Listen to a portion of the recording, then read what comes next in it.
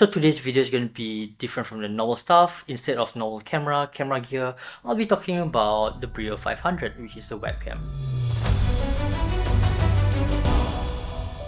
I am testing out the Logitech Brio 500. I got it for like $150 and I'm actually quite surprised by it. This is currently the out-of-box quality they can get. So this camera especially has quite a number of fun things which I probably won't use and you might not even use it. So obviously you got your facing thing, but it has some auto rotating thing where if you were to point downwards onto the desktop, you might not need to rotate the camera, it'll just auto rotate for you. Aside from that, it has some magnetic thing as well. So the auto white balance is pretty okay. Right now there's no lights on it because there's a low light compensation which adjusts the shutter speed, but somehow in the Logitune settings you can actually adjust accordingly how I like it. But for me, I'm just looking for a webcam where I can just plug and play and not bother so much.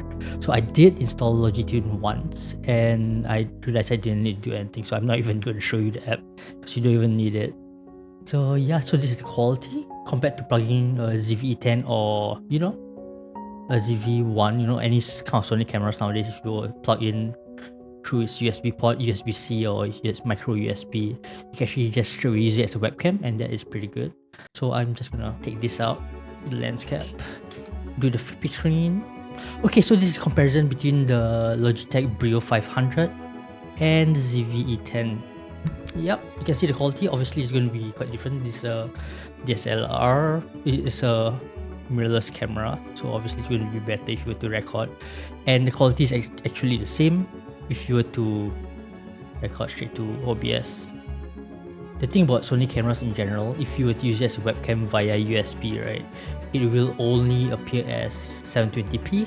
Yeah, if you have a capture card, then you can actually go full resolution, you can go like 1080. But if you get a 4K capture card, you can capture in 4K because it outputs HDMI 4K, and yeah.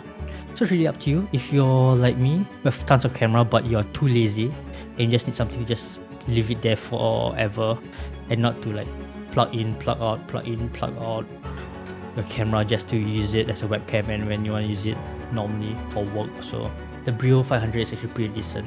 Let me hear a look at that. Cool. Yep. So yeah, this is kind of a out of the box, or rather out left field kind of a camera review, but yeah, sometimes you just need a webcam that you can just plug in there and leave it. So this Brio 500 captures in 1920 by 1080, and that is fine for web use. If you're streaming, it doesn't really matter that much. Yeah, so if you're streaming, sometimes you want to be cool. I got this cat, I have no idea why. So thanks for watching all the way through to the end of the video. If you are new here, you can also subscribe, share this video with someone who needs to check out the quality of the Brio 500. And oh wait, one more thing. Okay, so this is with the light on. You can obviously, yeah, it just auto adjusts, and yeah, so this is with the light on. One of my lights, I have two lights. Yeah, and this is with the lights off, and it works pretty well. You gotta give it a second or so for it to like auto do its thing, auto adjusts. Yeah, but yeah, so that's it. Oh, and one more thing. So with NVIDIA Broadcast, if you were to see right now, right here, right now, if you were to use NVIDIA Broadcast, you can always have like background removal, or you can always have some bokeh. Blur it out. Yep. You can also adjust the strength. It doesn't matter. To get the best out of NVIDIA Broadcast, you got to make sure that you're kind of lit correctly. Just make sure that there's a good contrast between you and the background. Like for example, I have the chair, my hair. If you're able to meet that particular criteria, contrast, or just have good lighting to make sure that there is a contrast, then yeah, you can actually use NVIDIA Broadcast to its maximum quality. Yeah, so it's background blur. Yeah, you can do whatever you want, right? You can replace it with another background. You can choose your own background, so it doesn't matter. That I was looking at stuff. Yeah, so you can use background blur. And if you're not happy with how grainy it might be, okay, so this is with video noise removal on. This off. Off. On. Yeah, let me know if you can actually see any difference. And right now this is background blur on.